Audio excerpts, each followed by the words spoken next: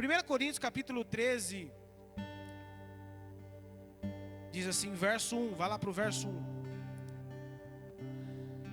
Eu não sei se na sua versão, o verso 1 está conectado, porque na King James está conectado juntamente com a parte B do verso 31 do capítulo 12, tá? Geralmente a NVI não, a NVI ela traz o verso ali 31, a parte B separada, tá? Mas eu vou ler aqui conforme a versão NVI, ok? Diz assim, verso 1: ainda que eu fale a língua dos homens e dos anjos, se não tiver amor, serei como o sino que ressoa ou como o prato que retine. Ainda que eu tenha o dom de profecia, saiba todos os mistérios e todo o conhecimento e tenha uma fé capaz de mover montanhas, se não tiver amor, nada serei. Ainda que eu dê aos pobres tudo que possuo e entregue o meu corpo para ser queimado, se não tiver amor, nada disso me valerá. O amor é paciente, o amor é bondoso, não inveja, não vangloria, não se orgulha, não maltrata, não procura os seus interesses, não se ira facilmente, não guarda rancor. O amor não se alegra com a injustiça, mas se alegra com a verdade. Tudo sofre, tudo crê, tudo espera, tudo suporta. O amor nunca perece, mas as profecias desaparecerão, as línguas cessarão, o conhecimento passará, pois em parte conhecemos e em parte profetizamos. Quando, porém, vier o que é perfeito, o que é imperfeito desaparecerá. Quando eu era menino, falava como menino, pensava como menino e raciocinava como menino. Quando me tornei homem, deixei para trás as coisas de menino. Agora, pois, vemos que apenas um reflexo obscuro, como em espelho, mas então veremos face a face. Agora conheço em parte, então conhecerei plenamente, da mesma forma com que sou plenamente conhecido. Verso 13. Assim permanecem agora estes três: a fé, a esperança e o amor. E o maior deles, porém, é o amor. Amém, irmãos? Irmãos, sábado passado, na Santa Ceia, eu falei com os irmãos sobre a ordem que Jesus dá, ou se os irmãos preferirem, o novo mandamento, né, como diz o texto. Quando Jesus fala com os seus discípulos antes de ser morto, preso, morto, crucificado e ressuscitado, ele vai aos seus discípulos e dá um novo mandamento. Ele diz, né, um novo mandamento vos dou. E qual é esse novo mandamento? Os que estavam aqui vão lembrar, e os que não estavam aqui, quero que você preste um pouco atenção, porque essa palavra está conectada no que eu vou trazer hoje ao coração dos irmãos e à mente dos irmãos. E qual que é esse novo mandamento? João 13, 34, 35, Jesus diz assim aos seus discípulos: amem-se uns aos outros, como eu vos amei. E fazendo isso, todos saberão que vocês são os meus discípulos, se vocês amarem uns aos outros. E interessante, irmão, que se você continuar lendo o livro de João, antes de Jesus ser preso, crucificado, ele novamente vai lembrar os seus discípulos, lá em João, no capítulo 15, verso 12, verso 13, ele diz assim: o meu mandamento é esse. Então lá no capítulo 13 ele fala: o novo mandamento vos dou. E novamente, antes de ser preso, antes de passar todo o processo de crucificação, ele lembra os discípulos, depois que ele fala, né, da videira, que os ramos devem estar enxertados nele, que ele é a verdadeira videira. Ele diz: o meu mandamento é esse, ou seja, lembre-se do meu mandamento, lembre-se que eu já disse para vocês. E o que Jesus disse aos seus discípulos? Amem-se, ame-se uns aos outros como eu vos amei. E aí ele continua o texto dizendo: ninguém tem maior amor do que aquele que dá a sua vida pelos seus amigos. Ou seja, Jesus estava dizendo, irmão, aos seus discípulos, que o amor entre eles, vocês vão lembrar, deveria ser a mesma medida do amor que Jesus estava tendo por ele, e consequentemente após a sua morte, crucificação, teria ainda por ele. que era um amor totalmente sacrificial, um amor, sabe, total, entregue, um amor sem interesse, um amor ao qual não baseado em sentimento, mas em atitude. A gente aprendeu isso aqui no sábado. Então esse ensino Jesus dá aos seus discípulos. E aí, desde então, irmãos, esse vem sendo o maior desafio da igreja, do povo de Deus. Esse é ainda, diante dos nossos dias, o maior desafio. A manifestação do amor entre nós, entre o povo de Deus, entre mim, entre você, entre essa pessoa que está do seu lado, entre pessoas que você talvez conhece, trabalha, convive, que é um irmão na fé. Talvez esse seja o nosso maior desafio hoje. Porque o que a gente está vendo diante dos dias? A gente está vendo uma frieza espiritual. E consequentemente uma frieza espiritual, ela impacta na nossa vida relacional. Irmão, não tem como. Alguém que é impactado pelo esfriamento espiritual, ele é impactado nos seus relacionamentos. Por exemplo, quando o marido e a mulher param de ter intimidade, para de se relacionar, o ato de parar de se relacionar, ele é consequentemente pelo esfriamento de afeto, de aproximação, de elogio. Então, a vida cristã é a mesma forma. A caminhada cristã tem o mesmo sentido, irmãos. Não tem como nós crescermos no amor se nós não nos unirmos, se nós não trocarmos afetos, se nós não estivermos próximos uns dos outros. Quem está entendendo? Não tem como. Todo distanciamento, ele impacta em alguma coisa. Quando a gente vive isolado, quando a gente vive uma vida totalmente isolado, por exemplo, pega uma pessoa depressiva. Uma pessoa com sentimento depressivo, o que ela quer? Ficar isolada. Uma pessoa totalmente depressiva, ela não quer ter contato com ninguém. E o problema de não ter contato com ninguém é que ela nunca vai sair daquele lugar. Por isso que nós precisamos uns dos outros, amém, irmão? Por isso que alguém depressivo precisa ter contato com o psicólogo. Porque o psicólogo vai entrar ali na alma, vai entrar ali em raízes que talvez aquela pessoa não consegue arrancar sozinha. E ela precisa de alguém, um profissional, alguém estudado. Ela precisa da graça de Deus para atuar na vida dela. E a caminhada cristã é a mesma coisa.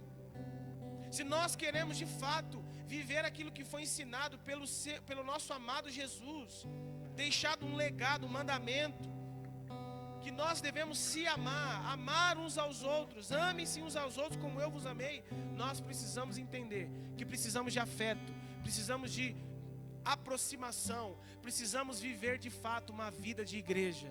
Posso ouvir um amém por isso, irmãos? Jesus está dizendo aos seus discípulos: olha, vocês têm que amar uns aos outros como eu vos amei. E esse é o nosso desafio, igreja. E esse era o desafio da igreja de Corinto. O maior desafio, o maior problema que a igreja de Corinto estava enfrentando, meu irmão, era isso. Não sei se você conhece, mas a Corinto ficava numa região portuária. E claro, uma região portuária, muitos navios, recebiam muitos navios, muita mercadoria. Era um lugar onde tinha muitos comércios. E como se não bastasse, também Corinto era uma cidade onde vivia gregos e romanos. E onde tem grego, tem deuses. E lá existiam muitos templos, tanto templos de deuses gregos como templos de deuses romanos. Só que aí, sempre Deus levanta um homem de Deus, né, irmão? Para restaurar, para transformar um lugar. Só que aí um homem chamado Paulo, encontrado por Jesus lá em Damasco, teve sua vida transformada. E em Atos 18 nós vamos ver Paulo viajando, uma viagem missionária para Corinto. E ele entra dentro da cidade de Corinto, uma cidade totalmente idólatra, uma cidade totalmente ímpia, uma cidade totalmente imoral. Paulo entra lá. E a Bíblia diz em Atos que Paulo mora cerca de 1 ano e meio em Corinto. E Paulo morando em Corinto no 1 ano e meio, Paulo conseguiu estabelecer uma igreja em Corinto. Paulo fez nascer uma igreja onde talvez muitos de nós desacreditaríamos que poderia nascer. Paulo, pela graça de Deus, estabeleceu uma igreja em Corinto. Então, irmão, o que eu quero dizer para vocês essa noite? De que Deus quer transformar pessoas, Deus quer transformar o mundo, Deus quer restaurar o mundo e Deus vai levantar pessoas. Deus vai tirar pessoas das trevas e vai trazer para a sua maravilhosa luz. Deus vai tirar a venda dos ímpios. Deus vai trazer clareza para as pessoas. Para quê? Para Deus restaurar o seu povo, para Deus levantar a sua igreja gloriosa. E Paulo estabelece essa igreja nessa cidade idólatra, essa cidade que talvez na sua vida corrida como a nossa, como São Paulo, não mais se preocupamos com ninguém, é um com o outro. O que importa é a minha vida, é a minha correria. O que importa é o que eu preciso fazer, é o dinheiro que eu preciso ganhar, é o meu sustento, é o meu pão, é a minha dívida. Talvez lá em Corinto não existia ninguém que pensava em Deus, no Deus verdadeiro, em outros deuses, mas no Deus verdadeiro não. Mas Deus sempre levanta homens e mulheres de Deus em lugares assim, para transformar lugares e pessoas, amém, irmãos? E aí a Bíblia conta lá em Atos que Paulo sai de Corinto. Ele vai agora fazer viagem missionária para outros lugares. Só que Paulo saiu de Corinto. E o que acabou acontecendo em Corinto? Chega a notícia para Paulo. Qual que é a notícia? Paulo, é o seguinte: a igreja que você estabeleceu lá com Priscila e Áquila, aquela igrejinha que saiu de uma casa, que saiu de um lar, aquela igreja começou com alguns membros, que se tornou uma grande igreja em Corinto. Uma igreja que talvez de casa em casa muitas pessoas se reuniam. Paulo, essa igreja que você estabeleceu junto com seus irmãos, que ainda estão lá, está tendo problema. E não é um problema, é vários problemas, Paulo. E eu quero aqui rapidamente falar quais eram os problemas. Capítulo 1 ao capítulo 4, o que vai falar? Capítulo 1 ao capítulo 4 de 1 Coríntios vai falar sobre a divisão que a igreja vivia porque eles queriam escolher líderes para si. Lembra? Eu sou de Paulo, eu sou de Apolo, eu sou de Pedro, eu sou de Cristo. Era uma divisão na igreja. A igreja estava dividida. A igreja estava querendo seguir os seus próprios líderes.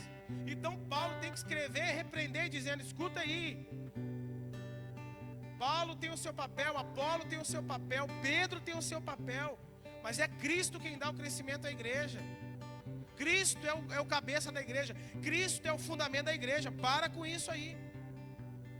E aí a gente vai para o capítulo 5 ao capítulo 7, o que vai tratar? Paulo vai tratar sobre a imoralidade na igreja. Então, como se não bastasse a divisão na igreja por causa da preferência de liderança, de pessoas preferindo a quem queria ouvir, nós vamos ver aqui no capítulo 5 ao capítulo 7 a imoralidade que estava acontecendo dentro da igreja. E Paulo tem que repreender, dizendo: está errado, vocês não têm que sentar com essas pessoas, vocês não têm que nem comer com essas pessoas, vocês têm que repreender, vocês têm que expulsar da igreja, não tem que ter contato com vocês, resolva o problema. Então Paulo escreve dizendo: é assim que trata. Aí o capítulo 8 ao capítulo 10 vai falar sobre a discussão que estava acontecendo entre os irmãos sobre o que comer e o que não comer. Então o maduro na fé, que entendia que tudo tinha sido criado por Deus, e que não existe outro deuses, e que alimento sacrificado a outros deuses, por não existir, não importava comer daquilo, mas outros irmãos que eram fracos na fé, olhava para aquilo e disse assim: não, mas eu aprendi que se comer alimento sacrificado a outros deuses é pecado. Mas como você está dizendo para mim, então existia esse debate entre eles. E o que Paulo está falando? Irmãos, vocês são fortes na fé, eu já preguei isso aqui. Vocês são fortes na fé, respeite aqueles que são fracos na fé, porque Cristo também morreu por eles. Então, segura um pouquinho, para que não haja divisão entre vocês, para que não haja problema entre vocês, para que não haja briga entre vocês, para que vocês não venham servir de pedra, de tropeço a esses irmãos que ainda são fracos na fé, são pessoas imaturas na fé, mas que de glória em glória vão ser transformados. Segura a onda, para que pare essa discussão no meio da igreja. Aí nós vamos para o capítulo 11 ao capítulo 14, o que fala?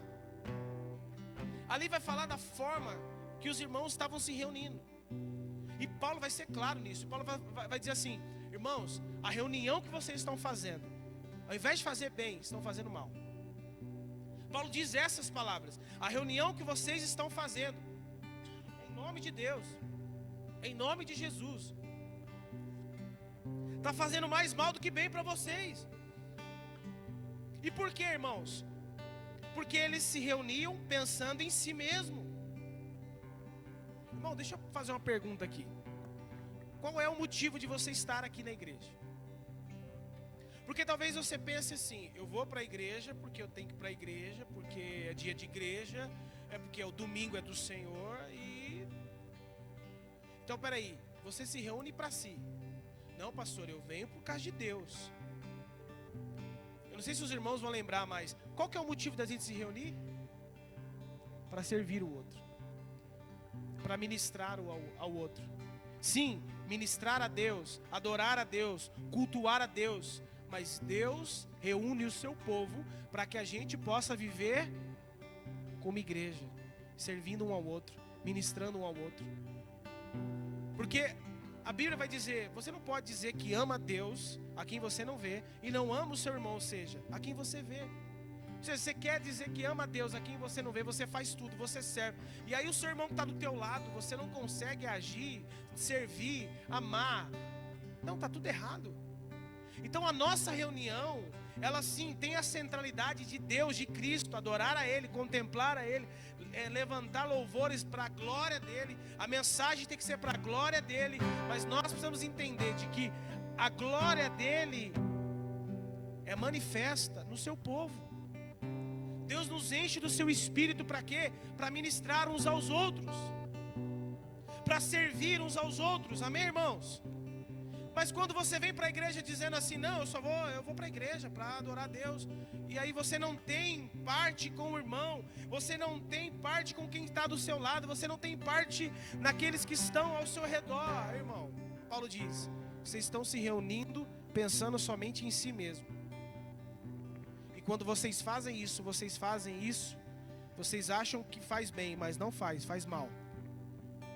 Por isso, irmãos, as nossas reuniões, você, quando você vir à igreja, você tem que pensar em vir com o coração totalmente entregue a Deus.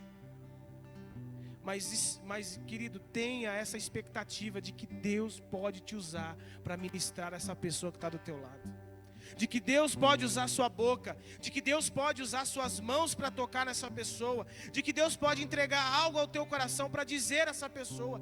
Deus se relaciona dessa forma, Deus se manifesta dessa forma. Então, quando a gente se reúne para si mesmo, a nossa reunião faz mais mal do que bem. Mas quando a gente se reúne para a glória dele e para servir o irmão, irmão, pode ter certeza que coisas grandes vão acontecer no meio do povo de Deus. E é sobre isso que Paulo quer falar no capítulo 12. E Paulo no capítulo 12 entra sobre esse assunto. Ele fala lá sobre a importância que cada membro tem no corpo de Cristo. No capítulo 12, Paulo vai dizer assim: olha, os membros têm as suas adversidades, suas diferenças, mas eles são o povo de Deus. Eles são o corpo de Cristo. Cada membro, independentemente do que seja, do que faz, do que é, eles são importantes na igreja. Não vou falar para você. Irmão, você é importante. Mas eu não carrego nada, pastor. Eu não sei tocar nada. Eu não sei fazer nada. Você é importante no corpo de Cristo. Você é importante na igreja. Você faz parte da igreja de Jesus. Então, se você não sabe fazer nada, não tem problema. Você foi chamado para fazer parte do corpo de Cristo. Alguma coisa Deus entregou ou vai entregar para você. Então, independentemente do que a gente faça, ou seja, ou tenha para dar ao outro, irmão, nós somos o povo de Deus, a igreja de Jesus. Um é orelha, o olho esquerdo, direito, a mão direita, o pé. Um outro tem um dom de sabedoria, o outro tem de conhecimento, o outro tem de profecia, o outro canta, o outro fala demais. Mas é assim que Deus age no meio do seu povo.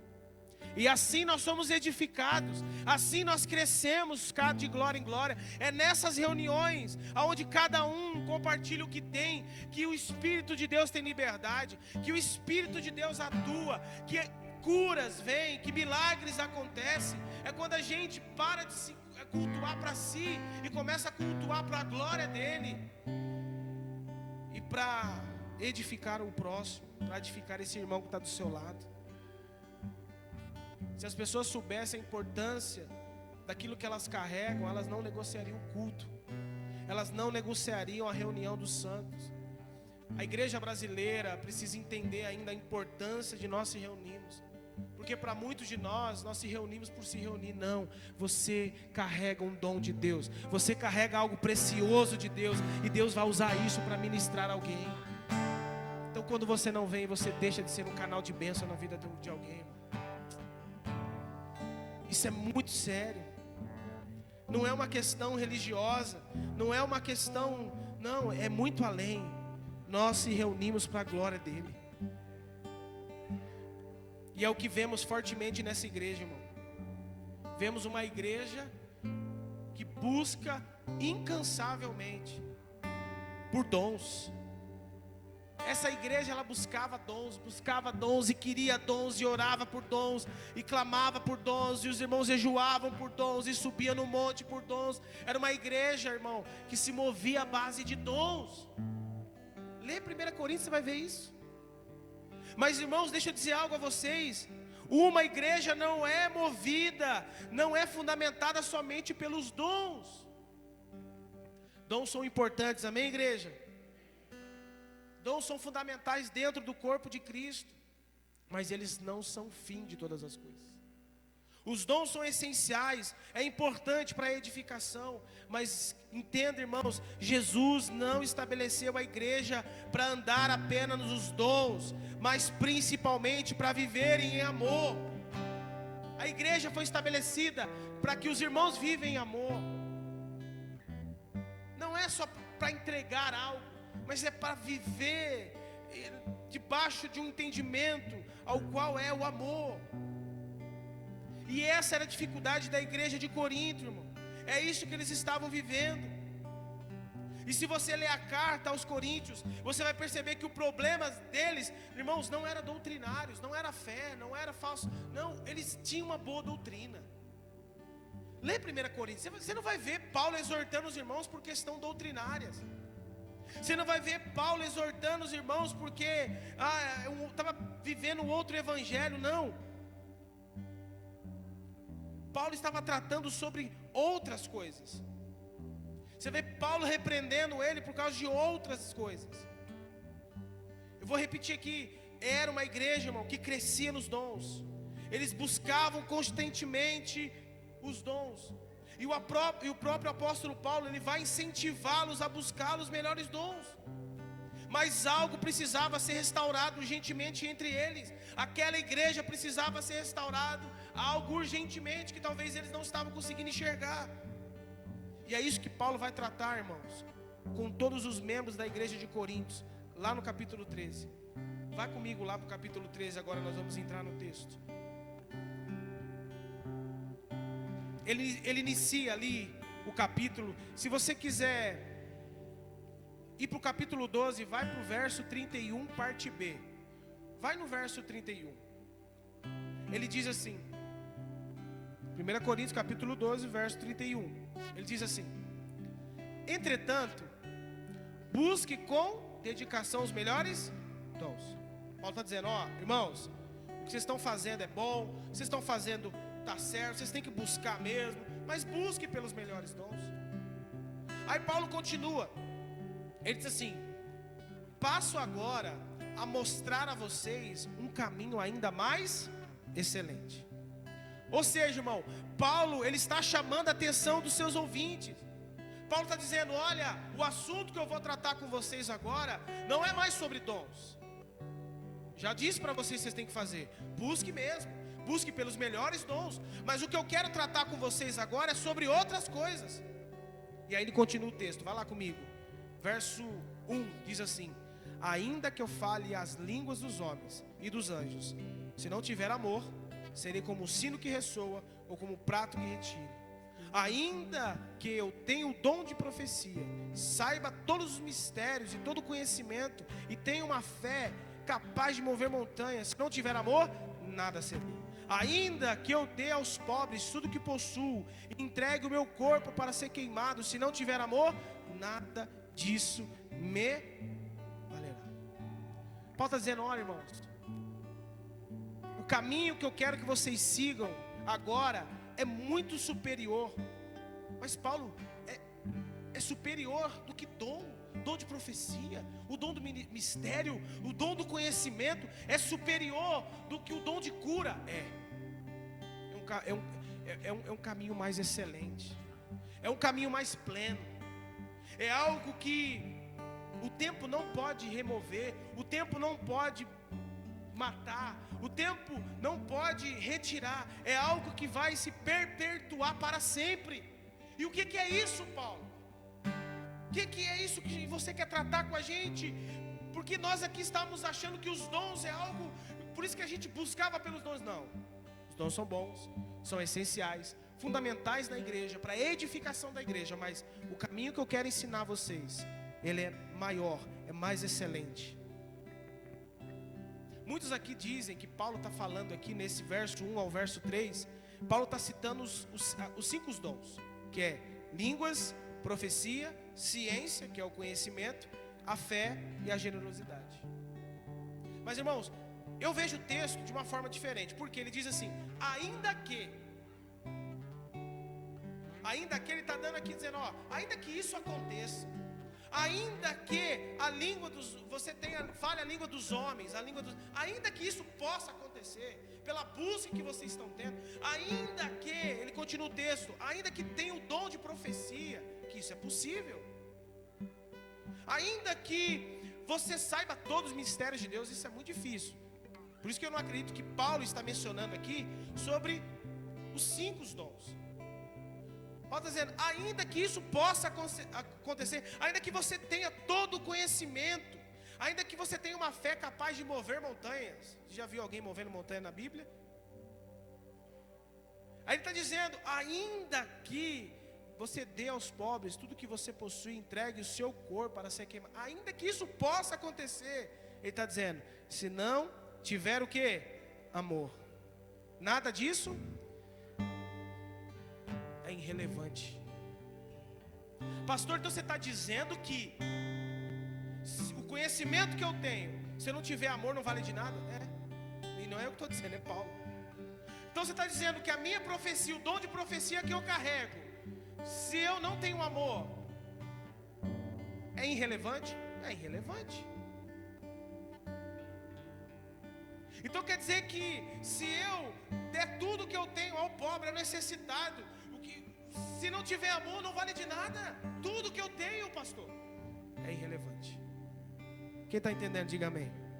Irmãos, lembrando aqui, eu não estou anulando profecia, conhecimento e generosidade.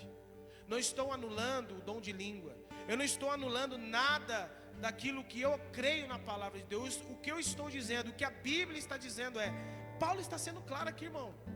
Ainda que você tenha, fale línguas, ainda que você tenha o dom de profecia, ele está dizendo, olha, é o seguinte, se não tiver amor, nada serei. Ou seja, não vale de nada, é irrelevante. Para Deus é algo que talvez não o agrade. Mas Paulo, Deus quem deu por meio do seu Espírito o dom, mas vocês não estão sabendo usar. Porque você pode ter conhecimento e não agir em amor no conhecimento que você tem. Você pode ser alguém que recebeu a profecia, mas não agir em amor na profecia que você tem. Você pode ter o dom de língua e não agir em amor no dom que você tem. Quem está entendendo isso? E é o que nós vemos nos nossos dias. A gente vê pessoas repletas de dons, mas não se movem no amor. Eles pensam em si. E o que o apóstolo Paulo está dizendo aqui, olha, o que vocês estão fazendo é bom, é legal, a busca que vocês estão tendo mas olha, está acontecendo muita coisa aí dentro da igreja de vocês. Está acontecendo muita coisa entre vocês aí, que vocês primeiro precisam urgentemente resgatar isso. E qual que é o propósito dos dons, irmãos? Paulo vai dizer que o propósito dos dons, em 1 Coríntios capítulo 12, verso 7, que é a manifestação do Espírito Santo. Ele dá dons visando o quê? O bem comum. O dom que nós recebemos, que você recebeu, é visando o quê? O benefício do outro. É para edificar o outro. O dom que você tem não é para usar para a sua vaidade. O dom que você tem, a generosidade, o dom de você ter recursos, isso é bênção de Deus, é dádiva de Deus. Isso que Deus te deu, esse dom que Deus te deu, essa graça que Deus te deu, irmão, isso é para visar o bem comum do lugar ao qual Deus te colocou. Alguém está entendendo isso, irmão? Agora, o que a gente vê nos nossos dias? As pessoas usando o dom que recebeu para o bem próprio, para o seu próprio benefício, vendendo até o dom. Não, mas eu estou edificando a igreja, irmão. Eu tenho dificuldade que gente que vai para a internet, mas estudou a vida inteira, irmão. Eu tenho dificuldade com isso. Eu não consigo entender gente que vende curso. Eu não consigo, não passa na minha cabeça. A gente precisa crer na provisão de Deus, no cuidado de Deus, irmão. A gente precisa ser um canal de bênção para a igreja brasileira. A gente precisa entender de aquilo que nós recebemos não tem que ser vendido, tem que ser dado. E quem vai cuidar das nossas necessidades é Deus. Não, pastor, mas minha família, o que eu estudei, o que eu gastei, tudo que você gastou veio de Deus e Deus te deu pela graça. Deus vai continuar te honrando. Eu tenho dificuldade, irmão. Tem estrutura? Tem estrutura, vamos respeitar. Então aí entra um outro debate. Agora, irmão, eu tenho dificuldade que gente que vende o dom que recebeu de Deus, e às vezes o dom ao qual está vendendo é visando o bem próprio, não o bem comum. Porque aquele que está visando o bem comum não se importa consigo mesmo, não se importa com a conta bancária. Ele está pensando na igreja de Jesus, ele está pensando no corpo de Cristo, ele está pensando naquele irmão que está errando a vida inteira por uma falta de entendimento, mas ele não tem condição de pagar para ter um entendimento claro. E aí ele vai viver a vida errada, e não, só vou trazer o entendimento quando ele pagar o que eu pedi. Não, irmão, Deus te deu dom, não venda dons, não venda o que você tem, dê de graça, porque foi dado de graça e pela graça. Ah, mas pastor, fica tranquilo, Deus vai cuidar das suas necessidades, irmãos. Paulo vai dizer em Efésios capítulo 4, verso 11 a 16, ele vai dizer que os dons é dado aos homens, os dons que são dados aos homens é para aperfeiçoamento dos santos. É para vender? É para vender, igreja? Não. É para aperfeiçoar os santos. E para que mais? Para edificar o corpo de Cristo. Para quê? Para que eles andem em verdade e em amor. Para isso que o dom de Deus foi dado a você. Para que você seja alguém que vai aperfeiçoar essa pessoa que está do teu lado, a tua família, teus filhos, a sua esposa, o teu marido, o seu irmão, a família da fé. É isso, irmãos. Isso não estava acontecendo dentro da comunidade de Corinto. Eles estavam buscando dons, mas não praticavam o amor entre eles. Quem quer dons? Eu quero dons, eu quero, irmão. Mas o que adianta eu subir no púlpito e pregar a palavra e descer daqui e não dar um abraço em você, não dar um cheiro em você, não ouvir a sua necessidade quando você precisa? Eu não quero esse dom. Eu não quero ser alguém que só propague a mensagem do púlpito. Eu quero ser alguém que viva aquilo que está sendo propagado, irmão. Eu falei, Deus, eu já orei isso, Deus, o dia que eu subir naquele altar e não viver o que eu prego, me tira de lá, Senhor. Eu quero viver o que eu prego, igreja. E eu sei que é difícil, eu sei que é complicado, a gente é falha, a gente é errante, a gente é ser humano, mas o que a gente puder fazer para viver aquilo que prega, devemos fazer. nós vamos errar, nós vamos falhar, mas juntos nós vamos acertar e caminhar e viver e nos aperfeiçoar cada vez mais. Por isso, irmãos, em nome de Jesus, entenda essa mensagem hoje. Você pode ser uma pessoa que fala muito em línguas, mas se o seu amor pelo irmão não é uma realidade, a sua espiritualidade não edifica.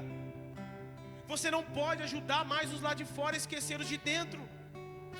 Você não pode estender, mas quem vai ajudar os de fora? Deus não desampara. Deus vai levantar a sua igreja. Mas tem mais irmão. Deus vai levantar o seu povo. Às vezes eu vejo pessoas, irmãos na fé, ajudando mais os de fora do que o de dentro. Mas pastor, os de dentro são difíceis. É por isso que Deus te colocou lá. Sabe por que os de fora são fáceis? Porque você não convive. Deus está chamando a sua igreja para dentro, para restaurar, porque Deus está levantando uma igreja gloriosa para tocar o mundo. Sabe o que o mendigo precisa? O mendigo precisa da ação do Espírito Santo, que está faltando dentro da igreja. Sabe o que o drogado precisa? Não é uma clínica, é a presença do Espírito Santo na vida da igreja. Sabe que a prostituta precisa? Não é, irmão, um ato de evangelismo, às vezes sem amor. Tem que ir porque tem que ir. Não, é alguém indo pelo Espírito de Deus. É alguém chegando à prostituta e dizendo: você é filha de Deus. E só essa palavra transforma aquela prostituta. A igreja precisa do Espírito Santo. A igreja precisa entender de que a unidade dela é o que vai trazer a presença de Deus, a glória do Espírito. E a igreja está pronta para avançar lá fora. Mas o que nós estamos vivendo? Nós estamos vivendo o evangelho de lá fora. E a gente está esquecendo de viver o evangelho do corpo de Cristo. Aí quem está lá fora está criticando quem está dentro. Você já viu? Quem aqui já conversou com missionários? Irmão, vamos dizer pior, uma das pessoas mais difíceis de conversar com missionário. Missionário, eu digo, não os missionários cheios do Espírito Santo, mas missionário que se abusa da igreja. Porque o missionário vai dizer assim: não, porque a igreja não ajuda ninguém, a igreja ganha dinheiro, a igreja não ajuda ninguém. Quem já ouviu isso? Daiane? Cadê? Você foi de missões aqui, né? Não, porque a igreja não se importa com o perdido, a igreja não se importa com... A igreja não se importa, não, irmão. Deus já tem seu plano escrito na eternidade, e Ele vai cumprir, Ele vai levantar uma igreja gloriosa, e a gente tem que confiar nisso, e a gente tem que viver em amor, em unidade, e nos aperfeiçoando de glória em glória, porque Deus vai levantar uma igreja gloriosa e ponto final. A gente precisa restaurar primeiro o que está dentro, porque quando a gente restaura o que está dentro, o que está lá fora vai ser tocado e vai ser transformado. Quem crê nisso, irmão? O diabo está fazendo com que as pessoas façam o que da igreja? Saiam da igreja. É assim ou não é, irmão? O diabo está colocando: não, eu não preciso de igreja. Sabe por quê? Porque ele sabe que Deus vai atuar por meio da igreja. O Espírito de Deus vai apoderar a igreja. Então o que ele puder fazer para as pessoas não estarem congregando, ele vai fazer. Mas não fique de fora, irmão. Deus vai levantar essa igreja gloriosa. Deus vai levantar nós. Deus vai levantar o seu povo. Por isso, irmão, repito: se a sua espiritualidade, irmão, não está sendo movida no amor, é uma espiritualidade que não edifica. Se você tem um dom de profecia e de conhecimento, mas não ama o seu irmão, não vale de nada. Você pode ser alguém que prega nas conferências, mas se você não ama o seu irmão, não vale de nada. Se você ajuda as pessoas, mas com motivo errado, Deus não vai validar a sua oferta. E é isso que Paulo quer que os irmãos entendam. Então, irmãos, depois de Paulo mostrar aos irmãos o que não é o amor, ele agora vai falar o que é o amor. Vai lá comigo no verso 4. Depois ele fala o que não é o amor, ele vai falar o que é o amor.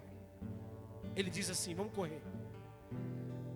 O amor é paciente, bondoso, não se inveja dos outros, não se vangloria, não se orgulha, não maltrata, não procura seus interesses, não se ira facilmente, não guarda rancor. O amor não se alegra com injustiça. O que é o amor? Amor, irmãos. Porque a gente precisa definir de fato o que é o amor. E você percebe que os adjetivos que Paulo está usando aqui, por exemplo, o amor é paciente e bondoso. Com o que eu vou usar minha paciência e minha bondade? Com o irmão. Todos os adjetivos aqui, irmão, a inveja, a questão de se vangloriar, a questão de se orgulhar, às vezes aquele que não gosta de ser repreendido, de não maltratar. Você percebe que todos os adjetivos que Paulo está estabelecendo aqui, na sua maioria, ou se não todos aqui, é usado para com o seu irmão, que era a dificuldade dessa igreja. Por que será que Paulo disse isso aos coríntios, irmãos? Porque essa era a realidade daquela igreja, era isso que estava acontecendo entre eles.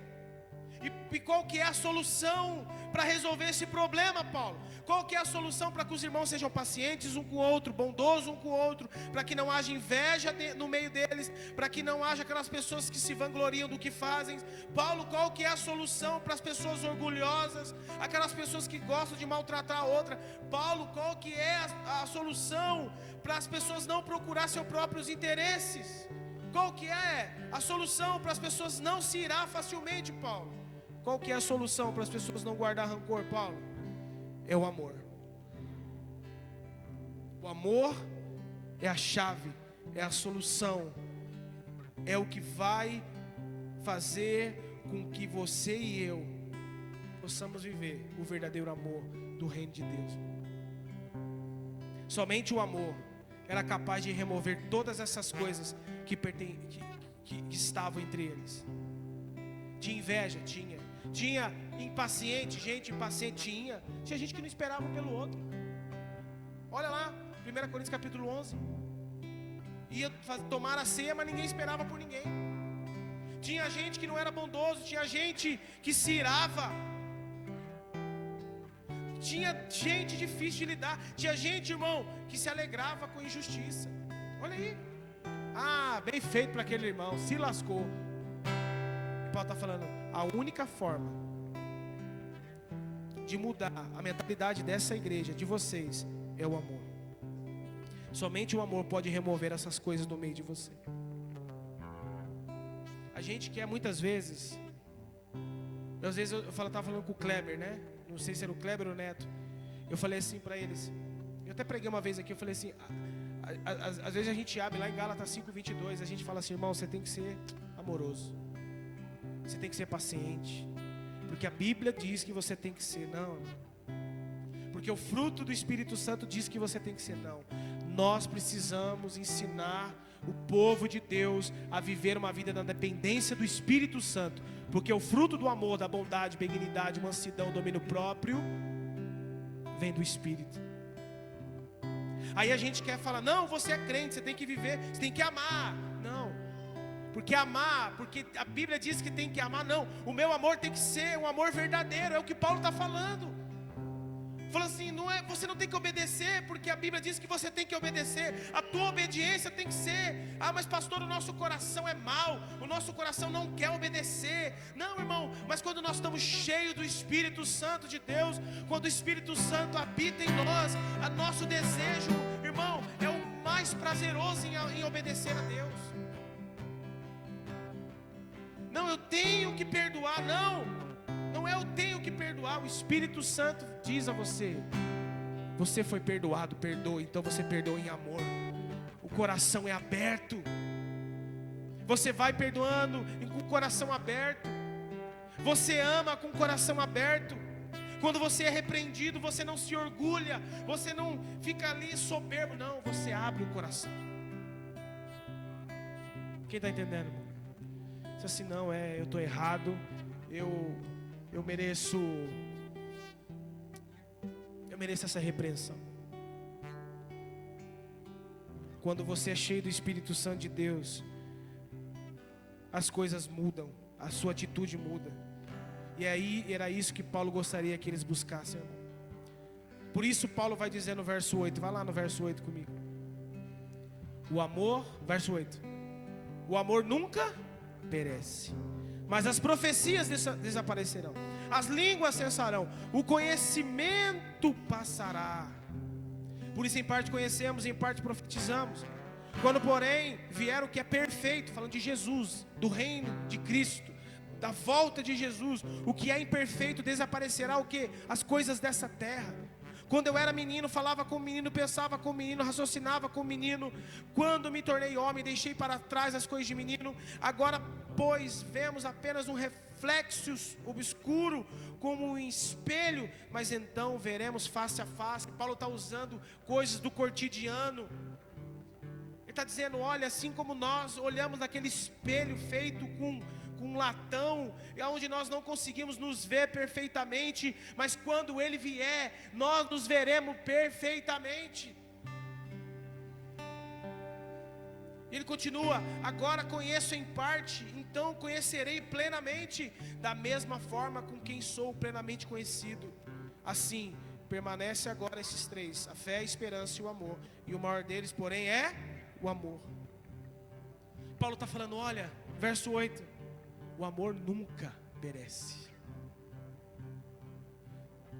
Agora, irmãos, o que perece? Vai lá, para o texto, verso 8. Mas as profecias desaparecerão, mas as línguas cessarão, ou seja, ela vai desaparecer. Ele continua, aqui o texto dizendo, o conhecimento, ele passará, irmão. Olha que coisa.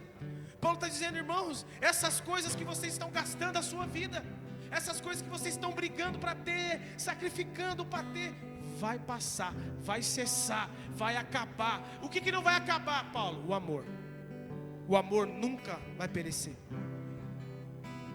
Paulo está dizendo, irmãos, vocês estão buscando por coisas que são promessas de Deus e tem que buscar, mas essas coisas irão passar, um dia elas não mais existirão, e vocês estão se esquecendo daquilo que permanecerá para sempre, no reino de Cristo. O que vai permanecer no reino de Cristo? O amor, porque lá não vai ter profecia, lá não vai ter dom de língua, lá não vai ter o conhecimento, lá nós já teremos o conhecimento suficiente, ou passaremos a eternidade o conhecendo. O que vai ter lá no reino de Cristo? Amor, fraternidade, irmandade, comunhão dos santos, uma família eterna, filhos de Deus reunidos, vivendo em amor, não mais inveja, não mais impaciência, não mais ofensa, não mais ira, não mais nada dessas coisas do que a gente vê hoje. No reino de Cristo não haverá mais nada disso, porque o amor será o fundamento principal desse reino. Amor, que é o fundamento principal do reino de Deus. E aqui nós finalizamos a palavra. Pastor, qual que é a forma de buscarmos esse amor? Da mesma forma que você busca os dons, orando ao Espírito Santo. Quem aqui gosta de orar? Senhor, me dá dons, me dá dons, me dá dons. Você vai orar diferente a partir de hoje. Senhor, me dá o teu Espírito Santo. Me dá o teu Espírito Santo. Mas pastor, não é a mesma coisa? O Espírito que entrega dom é o mesmo, mas a finalidade do que você está pedindo é diferente. O dom é diferente do fruto, amém, irmãos? Ao invés de você pedir o dom, você vai pedir o quê? O fruto. O fruto, Gálatas 5:22.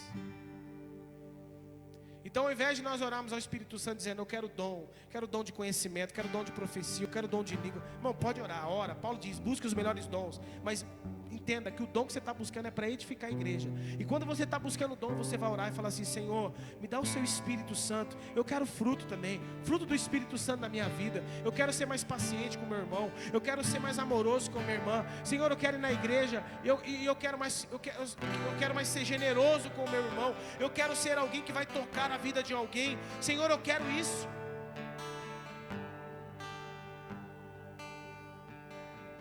E é isso, irmão, que nós precisamos orar. Porque tem muitas pessoas que são como os irmãos da igreja de Corinto. Eles oram pelos dons, mas se esquecem de orar pelos frutos, pelo fruto. E o convite de Deus para nós essa noite é orar todos os dias pelo fruto do Espírito Santo. Quais são eles? Vai lá, Gálatas 5.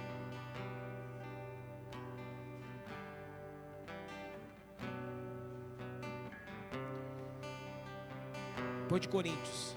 1ª e 2ª Coríntios. Gálatas 5:22. Você já sabe de cor e salteado, mas vamos lembrar, né?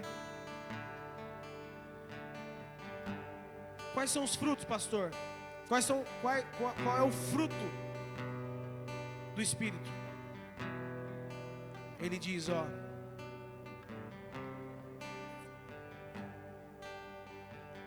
Mas o fruto do Espírito é amor, alegria, paz, paciência, amabilidade, bondade, fidelidade, mansidão e domínio próprio.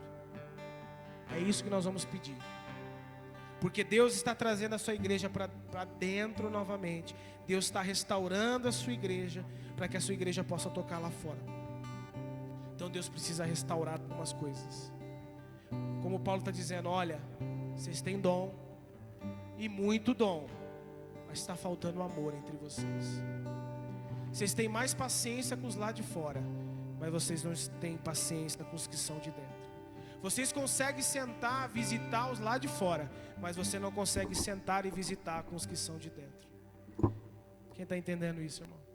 Você consegue contribuir com os que são lá de fora, mas você não consegue contribuir com os que são de dentro. E Deus está restaurando isso dentro da sua igreja, dentro do seu povo. Deus está mudando isso, e eu estou vendo isso muito claro. E Deus está nos convidando essa noite a orar pelo fruto do Espírito. E muitas coisas vão começar a acontecer. Essas reuniões nos lares não é por acaso. Deus está chamando a gente para dentro, para restaurar algumas coisas. E se prepare, que Deus vai fazer coisas grandes nessas casas.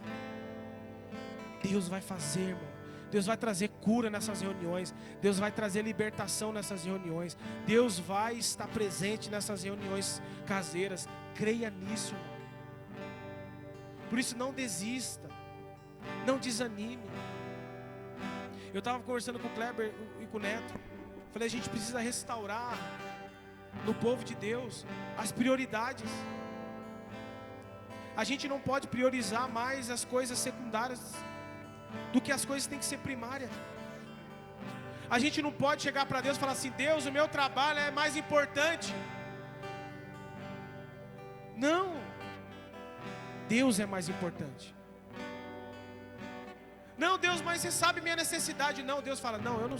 Filho, você está dependendo do seu braço, você está dependendo de mim. Confia em mim. Você pode ter 2, 3 empregos. O que você precisa não é mais emprego, é de Deus, é da presença de Deus, é do cuidado de Deus. E deixa Deus usar o dom que Ele te deu para ministrar o outro. A gente está fugindo dos relacionamentos, as pessoas estão fugindo. Então Deus tem que espremer, Deus tem que ali, ó, e fazer você entender de que você precisa voltar para Ele. Estar no lugar que Ele quer que você esteja. Não é o trabalho. A gente quer que Deus aceite as nossas desculpas. Não, Deus não aceita as nossas desculpas. Ou Deus é primeiro lugar na nossa vida ou não é. Ou Deus é primeiro ou não é, irmão. Mas pastor, não tem mais pastor. Confia em Deus, confia na provisão dEle, no cuidado dEle. Deus é poderoso e está restaurando a sua igreja. Que nós possamos nessa noite sair daqui e entender de que Deus está nos chamando para dentro. Você vai se esforçar para estar na reunião caseira. Você vai se esforçar para estar lá com o seu irmão. Você vai se esforçar para usar o dom que Deus te deu. Pastor, mas eu vou chegar cansado. Vai. Porque para o trabalho você vai doente. Para o trabalho você não falta. Então para as coisas de Deus vai. Porque Deus vai te honrar. Deus vai te curar lá. Deus vai te abençoar lá. Deus vai fazer muitas coisas. Quem crê nisso? Gostaria de que você ficasse em pé no seu lugar. Eu quero orar com você. Deus está nos chamando para dentro, irmão. Um relacionamento de amor. Um relacionamento de proximidade, de afinidade, de fraternidade. Deus está nos chamando a sua igreja, o seu povo. Senhor, em nome de Jesus, nós estamos aqui reunidos diante dessa palavra a qual nós acabamos de ouvir. Ô Senhor, nós te pedimos nessa noite, abra a nossa mente, o nosso coração para receber essa palavra. para ser tocado por esta palavra. Ó Senhor, em nome de Jesus, que nós possamos não ser como uma igreja de Corinto, uma igreja, Senhor, que buscava prioridades secundárias, que se esquecia do amor, que se esquecia do sacrifício pelo outro, da entrega pelo outro. Senhor, não, nós não queremos, Senhor, ser uma igreja conhecida pelos dons. Não, queremos ser uma igreja conhecida pelo amor, porque o amor não perecerá. O amor, ele durará para sempre. A profecia vai perecer, o conhecimento vai passar, mas o amor vai permanecer para sempre. Enche a tua igreja de amor essa noite. O amor genuíno, verdadeiro, o amor em ação e em palavras. Peça isso a Ele essa noite, dizendo: Espírito Santo, me enche com teu fruto, me enche com teu fruto, me enche com teu fruto essa noite. Receba o fruto do Espírito Santo, seja cheio do fruto do Espírito Santo. Receba o amor, a bondade, a benignidade, a mansidão, o domínio próprio, a amabilidade. Receba para edificar o teu irmão, edificar a igreja. Receba o fruto do Espírito, receba o fruto do Espírito. É o que nós te pedimos, Senhor, é o que nós te pedimos. Enche-nos, Espírito Santo.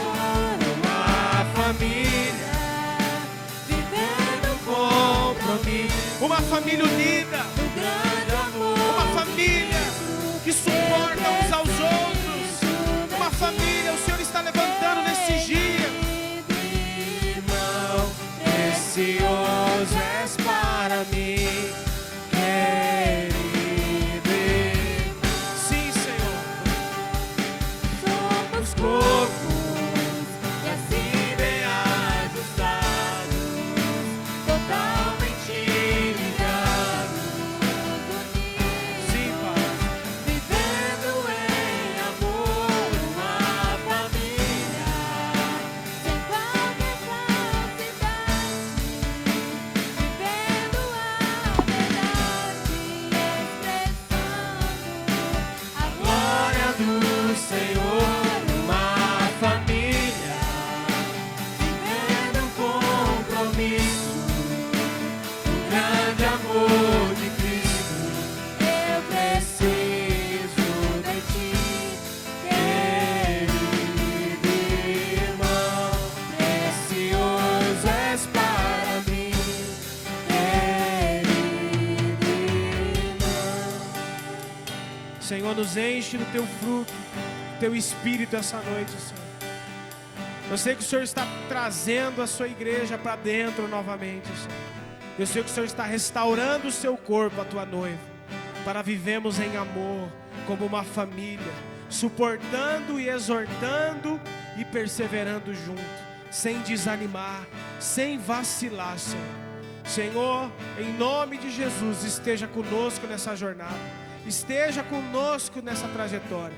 Senhor, não permita que ninguém fique para trás, que todos caminhem juntos, que todos cheguem ao destino juntos.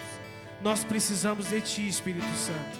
Por isso nos encha nessa noite, nos encha dessa noite do seu fruto, do amor, da paz, bondade, benignidade, mansidão e o domínio próprio, para que assim nós possamos ministrar uns aos outros em amor, em nome de Jesus. Amém, amém e amém. Que o Senhor te abençoe e te guarde, que Ele resplandeça o rosto sobre ti e que Ele te dê a paz. Aleluia, aleluia. Deus abençoe, irmão.